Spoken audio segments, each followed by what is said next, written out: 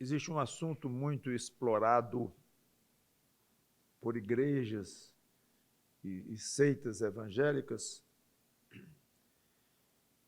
dinheiro. Paulo, no fim do ministério dele, disse com muito orgulho, muita satisfação, que nunca deixou de pregar todo o conselho de Deus. Ele não escolhia assuntos agradáveis ou não agradáveis, gostosos, não gostosos, mas ele tinha que pregar tudo o que a Bíblia ensina. E assim, todo pregador comprometido com a palavra de Deus se sente. Então, eu de vez em quando falo do assunto e me sinto na obrigação de fazer isso de vez em quando, e é o que farei hoje. Um assunto delicado, porque, como eu disse, tem sido explorado, e faltou dizer, no mau sentido. Você pode explorar um assunto de uma maneira correta e fundo no assunto, mas tem um sentido ruim do verbo explorar, né? Que é a ideia de usar de uma maneira errada, ou de má fé, ou distorsiva.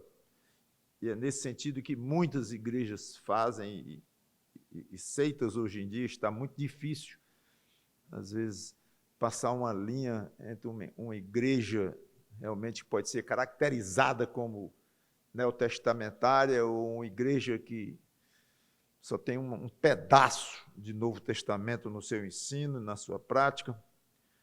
Seja como for, causam muitos males essas pregações, esses ensinos, muitas vezes ouvidos por pessoas bem intencionadas, pessoas humildes, e que entendem, ouvem de uma maneira, ouvem o que é errado e pensam que estão aprendendo o que é certo, e passam uma ideia muito ruim, muitas vezes, de como são as igrejas evangélicas, os pastores, o exercício do pastorado, a função de pastor fica bastante danificada por causa desses ensinos. É curioso que pastor, quando é mal avaliado, geralmente não é nem porque ele não é um bom pastor, não, ele ensina doutrinas erradas e tal. Não, geralmente o assunto é o quê? Dinheiro.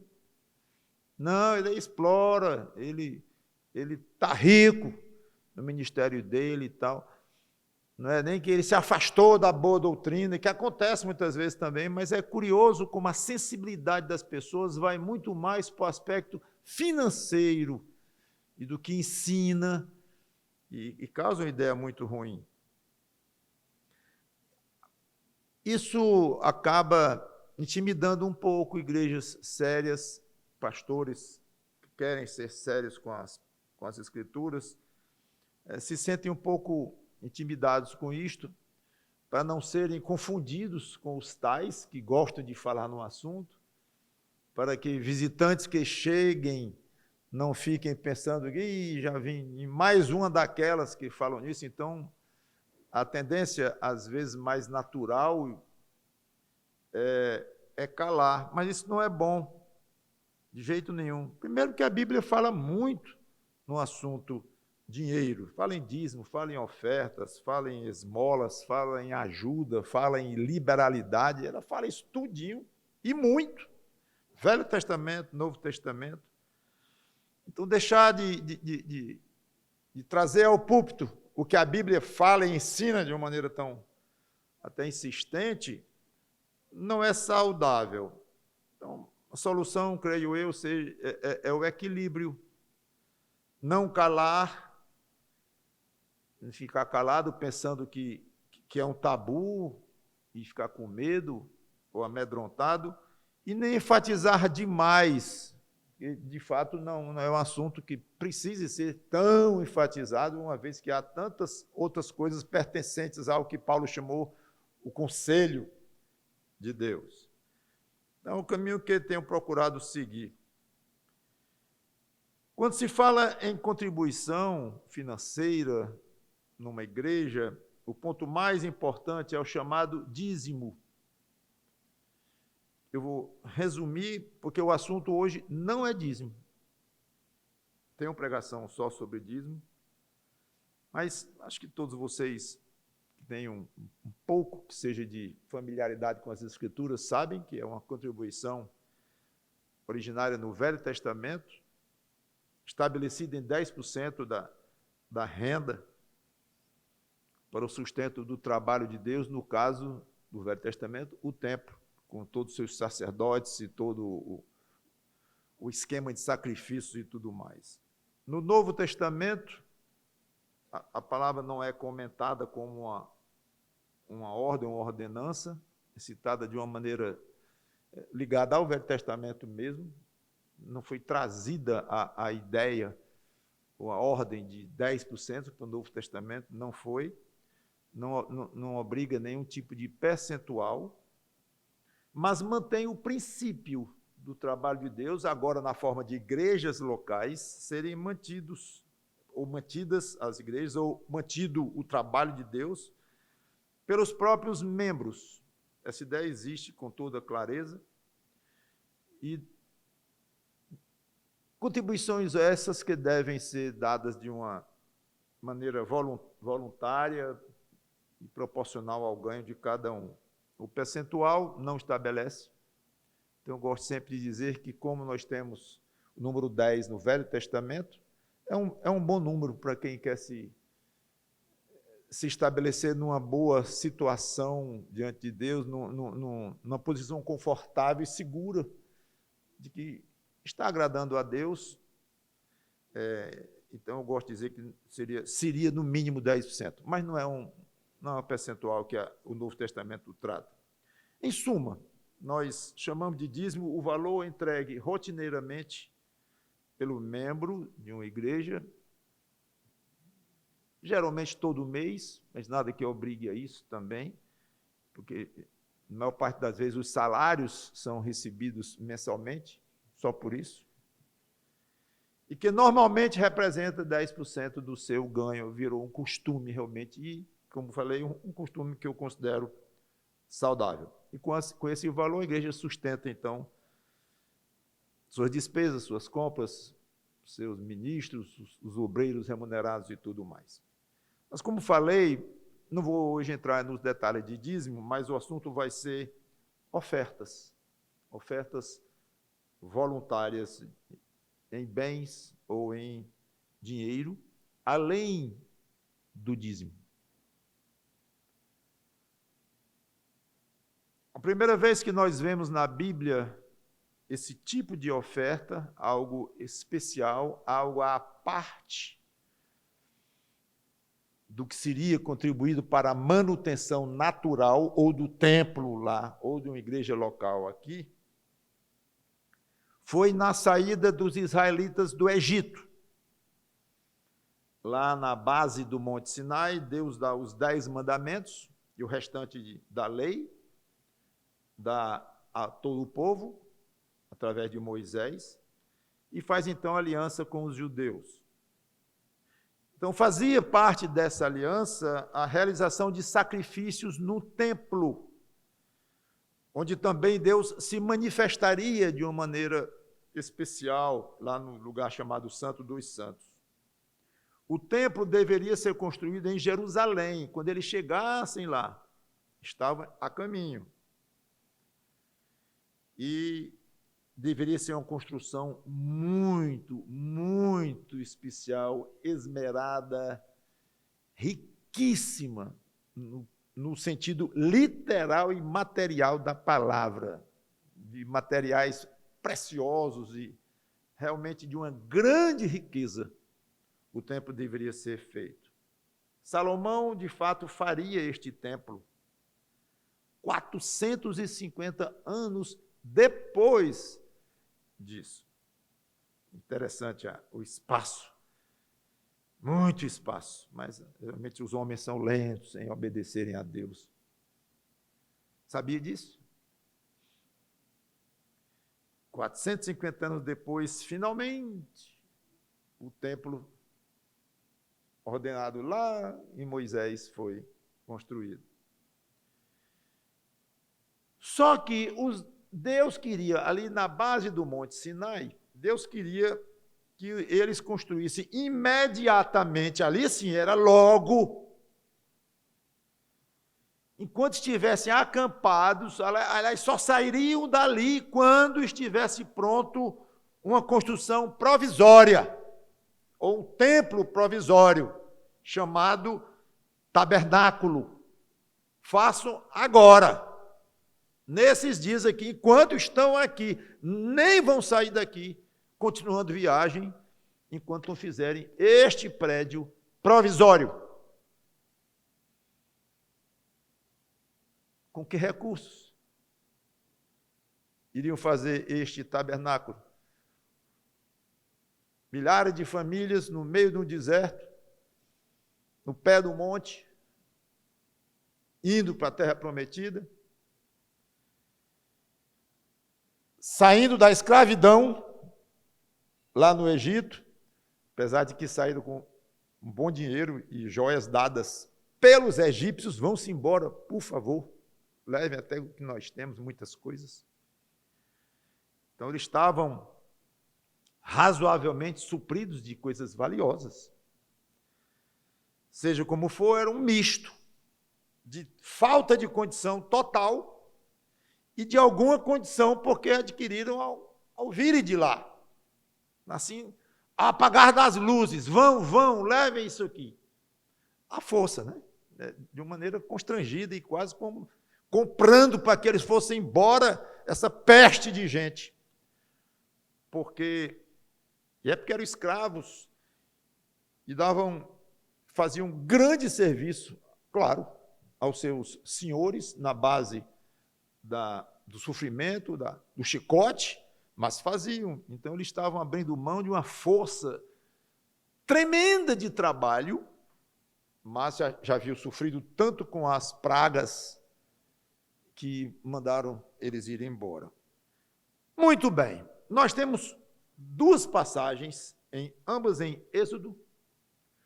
Uma é Deus falando a Moisés sobre este episódio aqui. E que é o capítulo 25. No 35, Moisés transmitindo ao povo com as próprias palavras. Vamos usar um ou outro. Êxodo 25, de 1 a 9.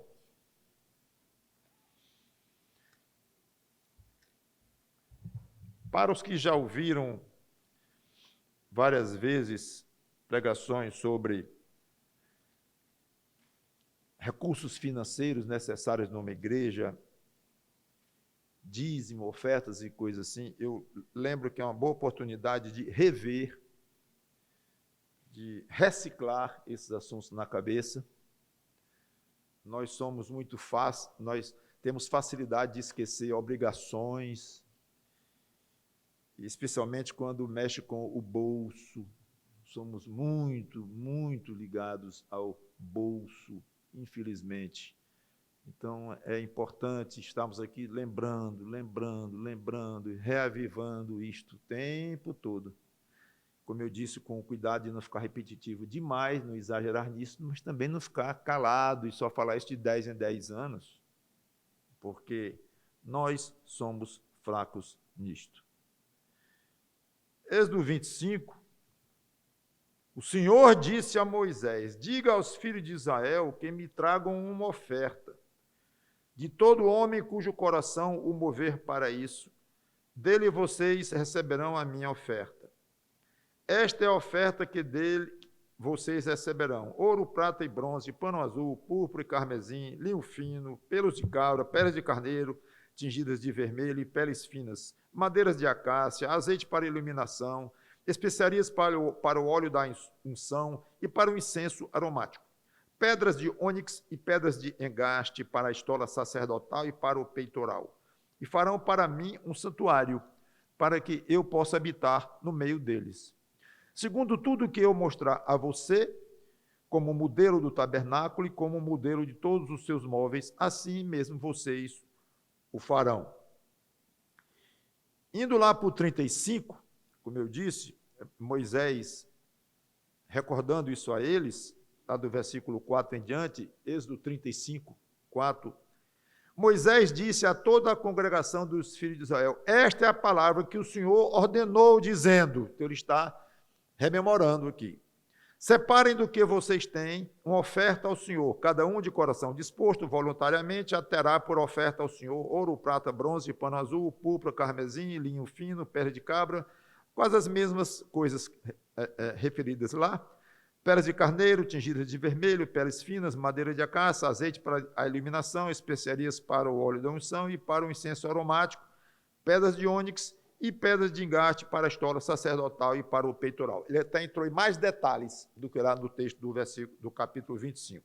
Então, alguns pontos eu quero chamar a atenção, que serve como um princípio para a questão da doação de ofertas. Claro que alguns desses pontos são comuns à questão do dízimo, mas, como eu te falei, são assuntos diferentes, embora envolvam bens e ou dinheiro, mas o propósito é diferente, em circunstâncias diferentes. Então, é um assunto que o crente deve ter na sua mente, de uma maneira separada, o dízimo e as ofertas. Dízimo rotineiro para manutenção do trabalho da igreja. Ofertas esporádicas e com essa regulação da esporadicidade do tempo que vai dar, e tudo, é com cada um. Com cada um. Muitas vezes fica meio óbvio que chegou o momento desse quando uma igreja ou a igreja tem um projeto, tem um plano, aí fica óbvio que chegou o momento ali de uma oferta deste tipo que nós estamos falando aqui. Nada a ver com dízimo. Nada a ver com dízimo. O chamado dízimo, porque, como eu já disse, no Novo Testamento, rigorosamente nem tem essa figura. Então, alguns pontos. Primeiro, deve ser voluntário. Lá no capítulo 25, nós vemos de todo homem cujo coração mover para isso. Versículo 2. No 35, versículo 5, cada um de coração disposto voluntariamente. Mesma coisa. No 35, versículo 20, que eu não li ainda, mas eu quero ler agora, mostra que o povo compreendeu esta questão da voluntariedade. Querem ver? Então, 35 e 20. Então, toda a congregação dos filhos de Israel saiu da presença de Moisés. Todo aquele cujo coração o moveu e cujo espírito o impeliu, veio e trouxe a oferta ao Senhor para a obra da tenda do encontro, para todo o seu serviço e para as vestes sagradas. Vieram homens e mulheres, todos dispostos de coração. E a passagem continua, só o que eu já li aqui já é suficiente para mostrar este aspecto. Agora, partindo daí deste período específico de Moisés, lá no Monte Sinai, vamos para a construção do templo. Eu disse que 450 anos depois disso, Salomão, filho de Davi, foi permitido fazer o templo de Deus, para valer mesmo toda aquela riqueza e tudo que Deus queria. Pois bem, lá aconteceu exatamente isto. Então vamos pular 450 anos aqui, vamos para a 1 Crônicas, capítulo 29.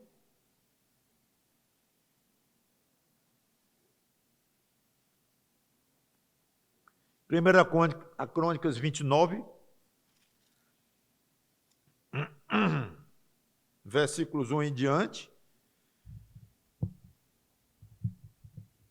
O rei Davi disse a toda a congregação: Salomão, meu filho, o único a quem Deus escolheu, ainda é moço e inexperiente, e esta obra é grande, porque o palácio não é para homem, será para o nosso Deus.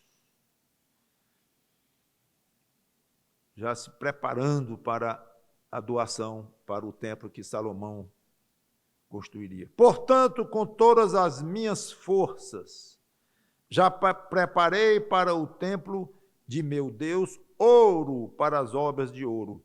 Detalhe é que o próprio Davi tinha tentado fazer o templo. Ele tinha esse sonho de construir o templo para Deus. Templo que estava pendente desde o tempo de Moisés. E Davi, com todo o seu poder, riqueza, dinheiro, que ele tinha muito, ele disse, eu vou fazer esse templo. Aí Deus disse, vai não. Deus impediu. E o motivo é muito interessante, você derramou muito sangue. Muito curioso, eu não vou nem comentar isto. Mas então ele disse, quem vai ter essa honra, Davi, vai ser o teu filho, Salomão. Então Davi foi impedido. Só que ele era vibrador com as coisas de Deus, muito vibrador, Davi, e ele já se empolga com a possibilidade dele contribuir.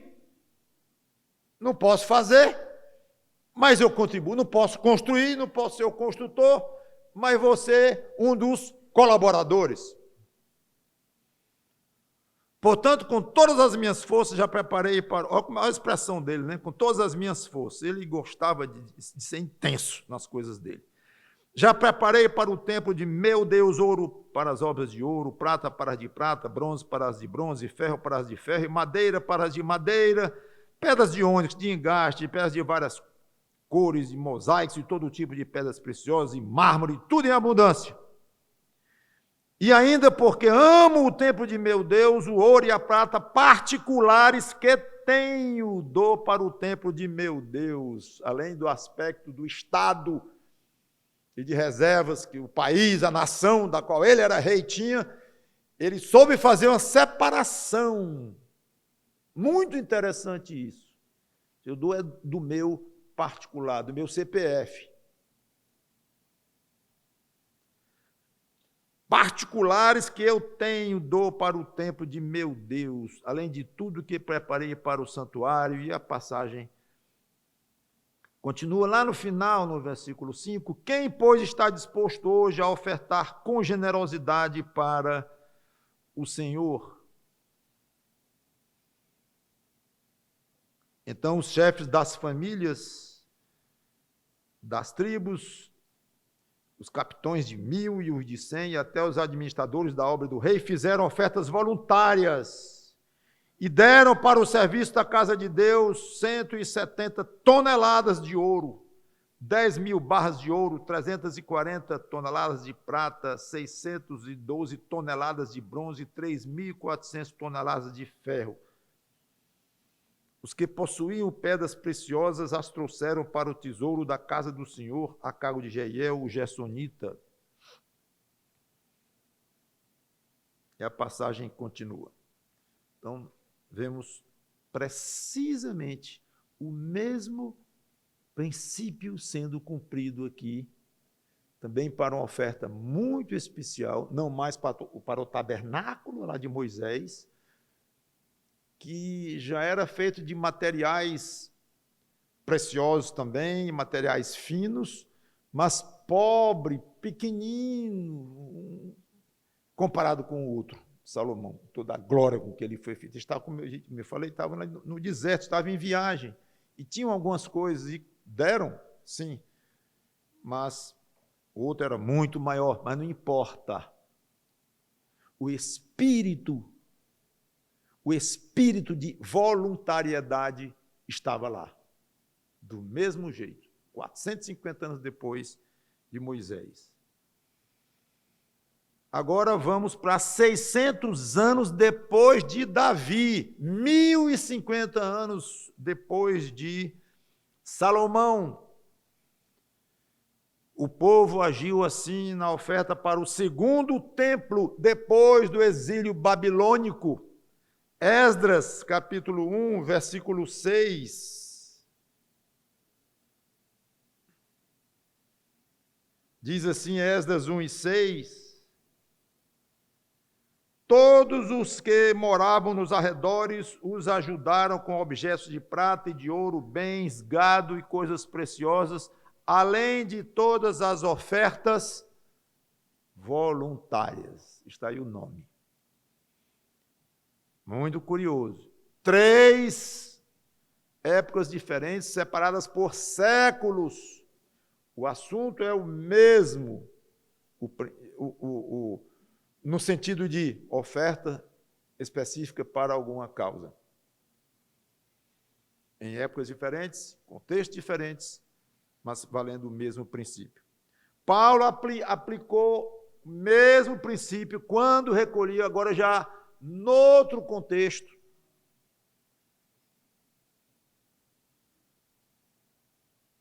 quando ele estava recolhendo oferta para os crentes. O assunto aqui não era construção. O assunto aqui era ajudar os pobres em Jerusalém. 2 Coríntios 8:3.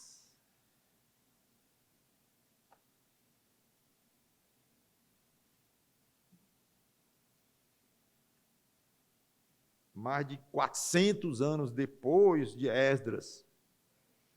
Os pulos são grandes aqui, mas fica a mesma ideia. Então, 2 Coríntios 8:3, nós lemos assim: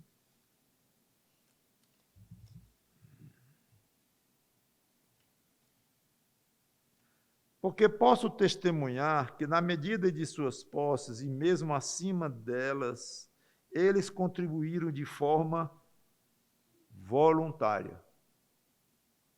E a passagem continua. Então, a primeira condição para um crente participar de uma obra é dar, não como obrigação, ou de má vontade, ou para se expor a comentários positivos, ou o contrário, para evitar comentários negativos. Qualquer motivo que seja, menos o simples desejo de dar. Um coração voluntário. Então, dá porque tem vontade de dar.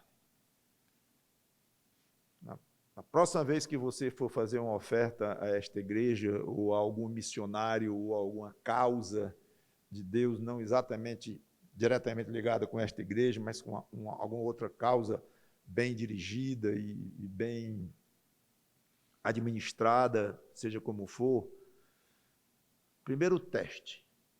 Estou com vontade de assinar esse cheque, de mandar esse Pix. Estou com vontade. Se não tiver, não mande não. Não mande não. Está em desacordo. Estou com vontade, estou fazendo isso porque eu quero fazer mesmo. Está lá no meu coração. À parte de ser um dever cristão, ajudar os outros e tal. À parte. Não vale. É válido a obediência e tal. Nesse aspecto, não passa no teste de uma oferta a Deus. Segunda, conforme as posses de cada um. Lá no 35, não precisamos ficar voltando o tempo todo lá, porque eu já li bastante. Então, lá no 35 de Êxodo, nós lemos quando Moisés, repetindo as palavras de Deus a ele, diz assim: tomai do que vocês têm. Então, a oferta deveria ser tirada do que cada um tinha, não do que não tinha. Pastor, isso não é óbvio, não? Mais ou menos. Eu entendo aqui que não era o caso de alguém, rapaz, me presta um dinheiro aí. Por quê? Porque eu quero doar. Se você vai ter amanhã e quer doar hoje, e pede aí por 24 horas, sei lá, estou dando só um exemplo assim, isso é uma coisa altamente provisória e tal, ainda vai. Mas você chega no banco, pedir um empréstimo para pagar não sei quantos anos, com juro, correção, para quê? Para doar, lá para a cobertura da igreja e tal. Não creio que seja por aí, não. Não vou dizer que é proibido, nem que é pecado. O que eu estou dizendo é que não está incluído aqui. Você criou uma nova forma que Deus pode até aprovar. Mas o que está aqui, e eu estou me me limitando ao que está aqui, do que você tem.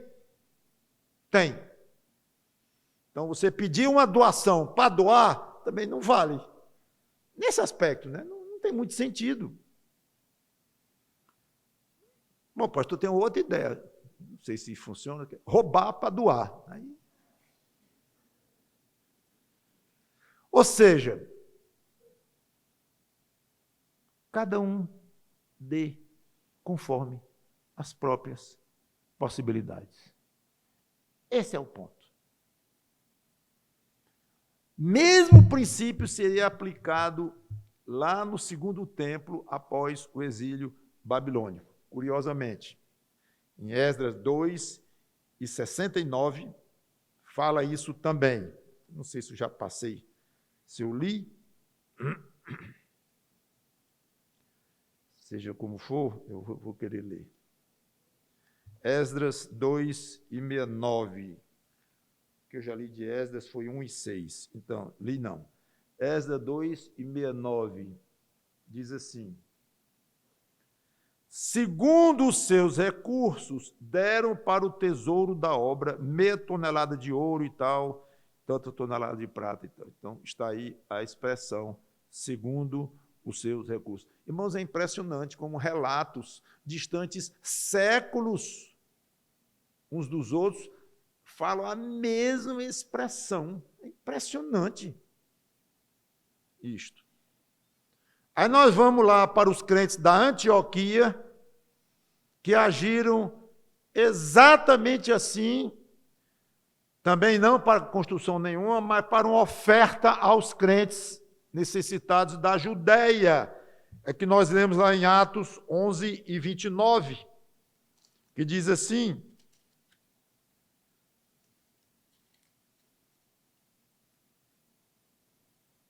os discípulos, cada um conforme as suas posses, está aí, resolveram mandar uma ajuda aos irmãos que moravam na Judéia. Está a expressão aí, conforme as suas posses. Paulo usa o mesmo princípio naquela oferta que ele levantou para os crentes de Jerusalém. Eu já li uma parte dela. Está lá em 2 Coríntios 8, versículos 11 e 12. Terminem agora a obra começada, para que assim como mostraram boa vontade no querer, assim também completem esta obra, dando de acordo com o que vocês têm. Eu acho impressionante, porque à primeira vista parece desnecessário essa observação. Se alguém me pede uma oferta, eu recebo ou para outra pessoa, uma carta missionária, ou a igreja diz para os seus membros, estamos precisando aqui de uma campanha para fazer obra tal, e colabore, tudo. É meio óbvio, meio implícito, que não vão esperar de mim o que eu não tenho. O que tem pouco vai dar pouco, que pode ser muito, de acordo com o que ele tem, é com ele. O quão significativo é para o patrimôniozinho, o patrimôniozão dele, isso é com ele. Mas ele vai dar proporcional ao que ele tem. Espera-se. Mas a Bíblia fica lá, proporcional. Entende-se que ela espera que alguém que tenha muito não vai dar como alguém que tenha pouco. Porque aí Deus vai olhar e dizer: não foi proporcional. Provavelmente Deus vai dizer: não gostei. Mas a minha oferta foi a maior da igreja. Eu sei a sua proporcionalidade. Muito bem. Você não seguiu o princípio fortemente estabelecido na minha palavra várias vezes. O assunto é oferta, é proporcional. Só você sabe, em detalhes, talvez sua esposa, seu marido, aí, suas posses. Mas Deus sabe. Então, alguns podem ter uma ideia errada, pensando que um tem muito mais do que de fato tem, ou pensando que alguém tem muito menos do que de fato tem, Cada um pensa o que quiser lá do outro. E os sinais que nós temos, muitas vezes, eles transmitem alguma coisa não muito correta. É famoso o caso de bilionários que andam em carros antigos, que foi o primeiro carro que ele teve na vida, então ele quer usar, enquanto viver, aquele carro velho e poderia comprar uma fábrica de automóveis. Então, quem olha assim, pensa que a proporcionalidade dele vai ser de acordo com quem só pode ter um carro velho e usado. E, na realidade, não é. Em suma, esse assunto você tem que levar muito a sério diante de Deus. Eu estou dando de uma maneira proporcional ao que Deus tem me dado. Você sabe a sua conta, você sabe os seus bens, você sabe o que você gasta em todas as áreas da sua vida, desde remédio até prestação do imóvel, até com prazer, até com viagens, tudo bem? Você sabe. Então, a igreja não vai atrás disso, o missionário lá do outro lado do mundo não vai atrás disso, quando receber a sua oferta, mas Deus vai atrás disso. Não se iluda. Deus vai atrás disso. Por quê? Porque ele estabeleceu o princípio claríssimo. É como se ele dissesse, eu não quero que fique implícito, não. Eu não quero que fique só óbvio, mais ou menos óbvio, não. Eu quero que fique claro e que dor na consciência quando alguém não está dando de uma maneira proporcional ao que sabe que poderia dar, independente da sua classe social. Como nós vimos claramente a viúva lá no templo e o fariseu. A viúva numa classe modestíssima, em termos sociais, em termos de realmente de condições, capacidade financeira, e o outro muito melhor. Claro que poderia ter perto ali alguém muito maior do que o fariseu, economicamente falando. E perto do outro, alguém ainda muito maior do que estava, muito maior. Salomão diz lá em Eclesiastes, né? Que sempre tem alguém acima do outro em termos de riqueza. Então, não tem limite isso aí. E você não se preocupe com o tamanho do outro, mas com o seu e com a sua proporcionalidade se preocupe e muito. Porque, sem querer, você está pedindo a Deus ajuda.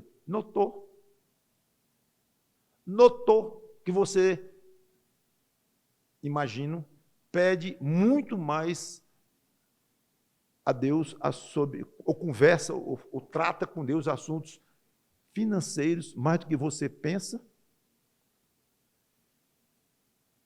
para não ser demitido, para arranjar um emprego, tudo esse assunto financeiro, que ajude a pagar a batida do carro, financeiro. Ajude a comprar um casinho um pouco melhor, porque o filho vai nascer e parece que são gêmeos, tem que aumentar rápido. Assunto financeiro. Aí você está lá o tempo todinho pedindo assunto financeiro. Para os seus trocados, para os seus milhares, para os seus milhões, assunto financeiro. Aí vai assinar um cheque, ou mandar o Pix para o missionário, ou para a obra, parece que não se lembra de que você está dando sob o olhar daquele que vai ouvir seus pedidos financeiros, talvez dentro de 24 horas. 24 horas. Agora você está dando aqui para o outro, ou para a igreja, ou para uma causa. De tarde, você está orando, falando em dinheiro. Quem vai lhe prover esse dinheiro? Aquele que sustenta e está de olho no missionário. Missionário dele. Igreja dele. Então você vai doar para uma causa dele, de interesse dele. Às vezes a gente não considera essas coisas e trata Deus como qualquer de nós aqui, mesmo com respeito, reverência e tal, mas não vai muito fundo nesses pensamentos. Às vezes tem pessoas que se comportam na vida cristã e no serviço cristão de uma maneira tal que eu pensei, esse povo não está vendo que Deus vai cobrar isso, não. Muito provavelmente em vida, através de bênçãos. Que tipo de bênção? O que ele quiser dar. Até mesmo paz mental. Mente. Uma cabeça leve. Na hora de dormir, na hora de acordar, no dia a dia, leve. Um casamento gostoso. Uma relação profissional razoavelmente agradável. Tudo isso é bênção. Falta de problemas, falta de um vizinho que lhe atormenta a vida. Tantas coisas que Deus pode lhe abençoar e pode travar. É um filho. Filho é terreno fértil para Deus mexer. E perturba. Vou tirar a palavra perturba. Mexe com cada pai, cada mãe, um filho. Muito. E às vezes o crente se esquece de que a saúde daquele menino está tão esquisita. Tão esquisita. Não entendo por que está acontecendo isso e tal. Nem eu estou também dizendo o que é, nem vou dizer. Mas o que eu penso é assim, esse irmãozinho, essa irmãzinha, não está associando, provavelmente, a quantidade de problemas com a forma como está doando para Deus. E agora, eu vou generalizar até para o aspecto de tempo e de serviço, que não é o nosso assunto é oferta mesmo, dinheiro ou bens. Mas está valendo o assunto dinheiro ou bens. Tem gente que acontece prejuízos financeiros um atrás do outro. É uma situação excelente para parar e dizer, opa, pode ter aqui um indício, pode. Não tem no mundo quem vai falar em nome de Deus e eu lhe garanto que isso aqui é por causa disso. Não é saudável isso, absolutamente. Porque não há garantia, certo? Mas que o crente deve estar ligadíssimo nisso e pensando, epa. E outra coisa, se o crente está tendo uma série de prejuízos financeiros na sua vida, mas ele olha e diz assim, esse problema eu não tenho. De meus dízimos, minhas ofertas, meu coração, minhas atitudes. Então, se está acontecendo, deve ser para ensino, provação, o diabo querendo me derrubar e Deus permitiu, como fez com Jó. Deus tem os propósitos dele e amém por isso. Mas, graças a Deus, eu fico tranquilo. Diz assim, disciplina, não creio que seja, porque eu estou muito em paz com Deus quanto à minha liberalidade no doar. É bom demais. É bom demais. Então, notem que eu não estou dizendo seja liberal com o seu dinheiro, coisa assim, e você não vai ter uma série de problemas financeiros. Não estou dizendo isso. Se eu tivesse, eu seria um pregador de prosperidade. Falso que só ele. Porque está dizendo o que não é. Então, e pelo contrário, se vem lucro, você pode dizer, estou sendo fiel. Cuidado, pode ser o contrário também, pode ser uma aprovação. Então, essas coisas devemos ter cuidado em avaliar. Mas a consciência do crente o dirige neste momento e diz, está tudo ok. Amém. Então, esses prejuízos vêm por outro motivo, seu Deus, que eu não te decepcione, que eu passe nessa prova. É outra história. E se por acaso você, ao examinar, disse, tenho falhado e não é pouco não, nesta área. E tem a impressão que se eu perguntar ao pastor ali, ele vai dizer, é claro, se você tem falhado nessa área e tem havido prejuízos financeiros, é claro que é por isso. Esse pastor não será eu. Que eu nunca vou dizer, é claro. Eu vou dizer assim, é altamente sugestivo.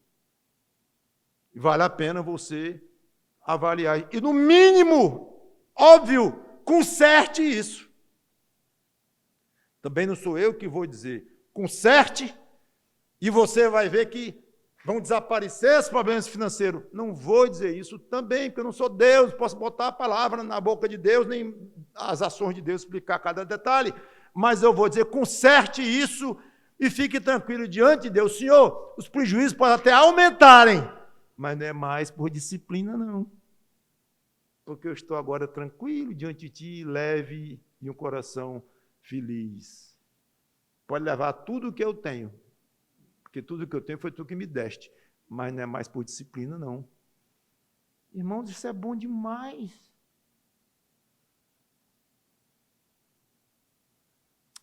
Eu não sei, eu fico com medo de que muito do que eu estou dizendo aqui, muitos crentes nem pensam nisso. Nem pensam o que é, por quê, faz um exame. Pastor, isso é muito complicado, deixa eu viver minha vidinha aí, ir para os cultos ali, acolá, dar meu dízimozinho, tá? Deixa eu tocar. Toque, meu irmão. Toque, fique à vontade. Mas a vida cristã não é esse tal desse tocar e tocar. A vida cristã dá trabalho. Uma vida cristã séria requer, ela demanda de nós pensamento, reflexão, meditação, oração, leitura. Tudo isto. O pastor está pensando o quê? Você acha que eu tenho tempo, para essas coisas aí? Pastor, tem que ganhar a minha vida. Tá bom, então retire tudo que eu disse e toque para frente. Meus irmãos, vamos viver com Deus com mais responsabilidade, com mais consideração a quem Ele é. Você não respira sem Ele, meu irmão. Você não tem um pensamento sem Ele. Sua mentezinha está pesada ou está leve, está tudo no controle dele. Pode ir para médico, pode ir para remédio. É bom que vá, se for de uma maneira responsável, tudo bem. Mas a rigor, você está nas mãos de Deus. Esse mesmo Deus a quem você manda um simples pix para alguém de oferta e pode lhe dar um trabalho esse pix que você mandou. Eu não sei nem se eu arrisco dizer melhor não ter mandado. Não sei.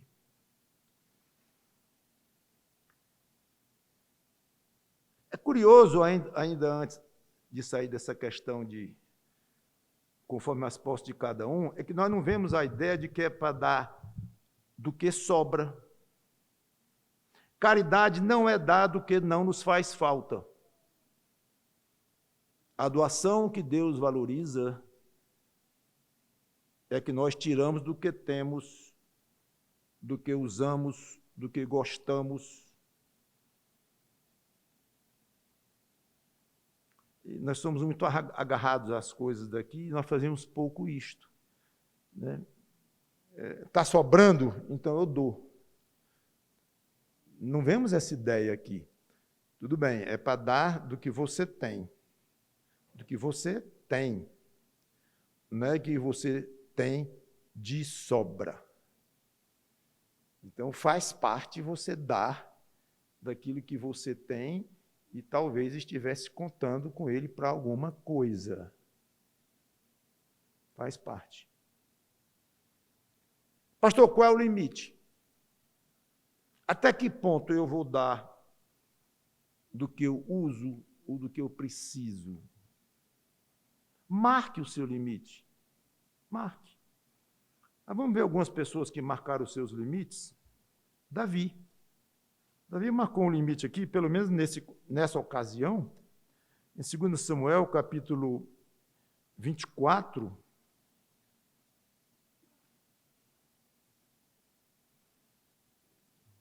Segundo Samuel 24, 18 em diante.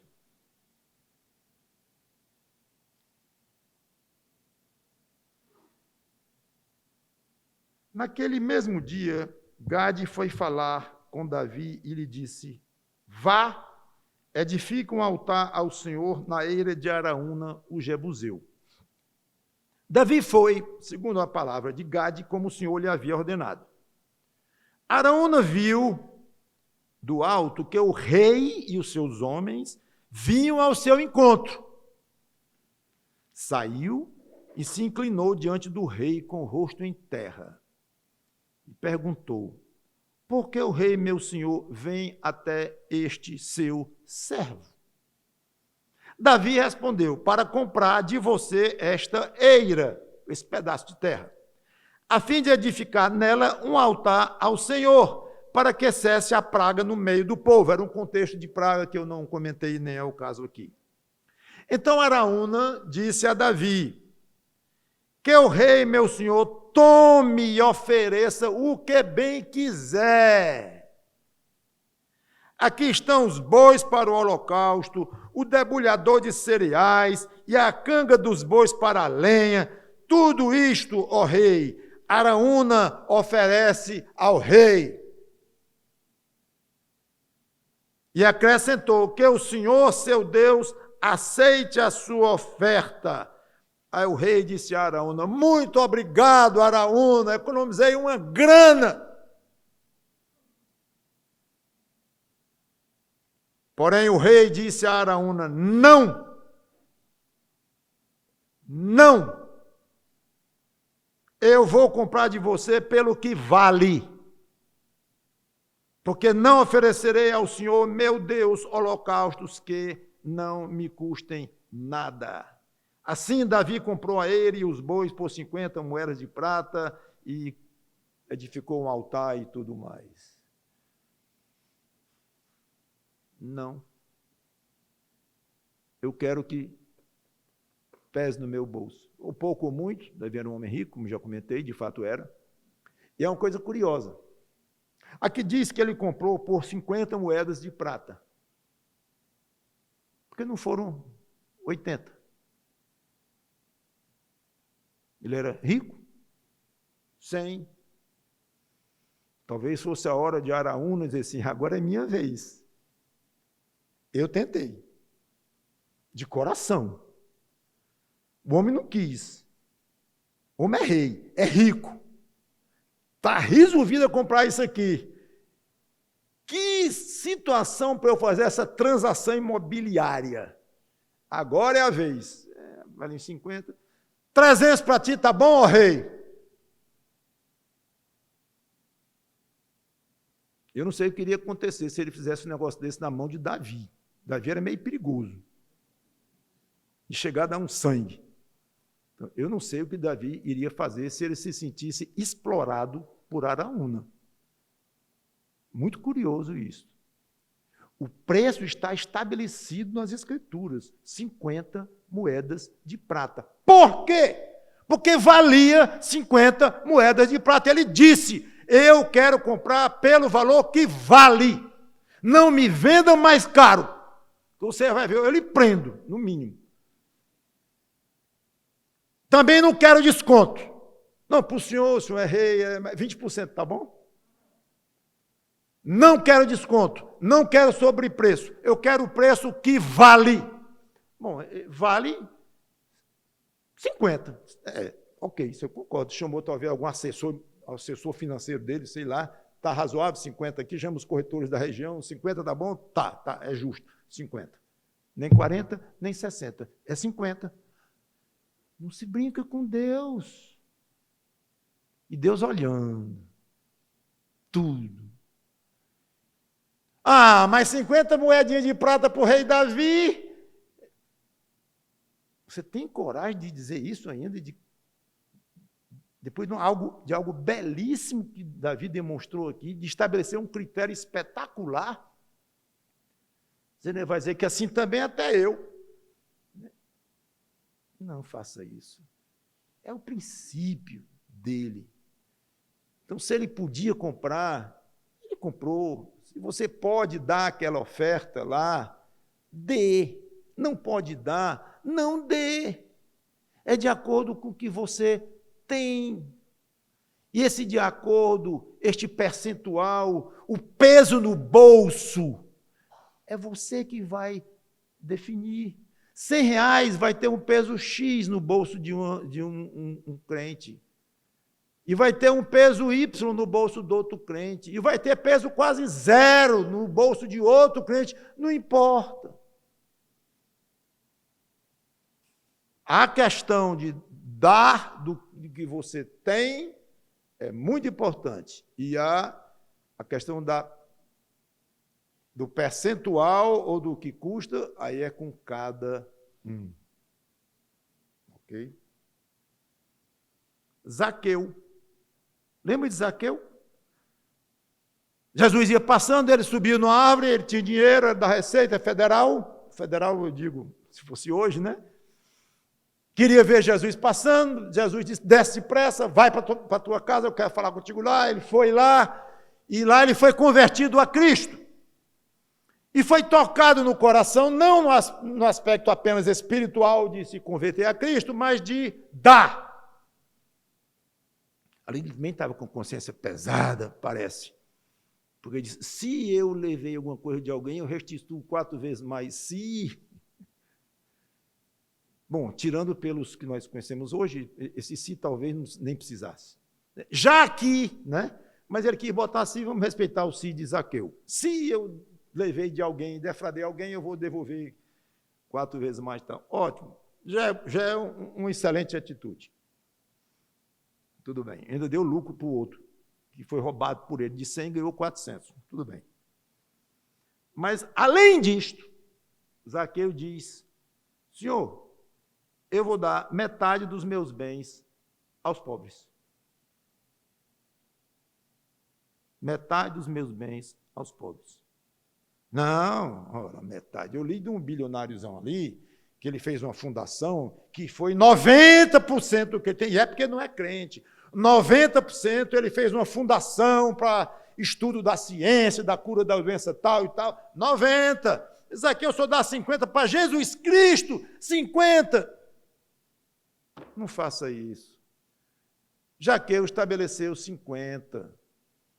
E, pelo que nós temos aqui, não houve nenhuma resistência da parte de Jesus Cristo. É pouco, é muito, é 50%? Então é 50%, Zaqueu.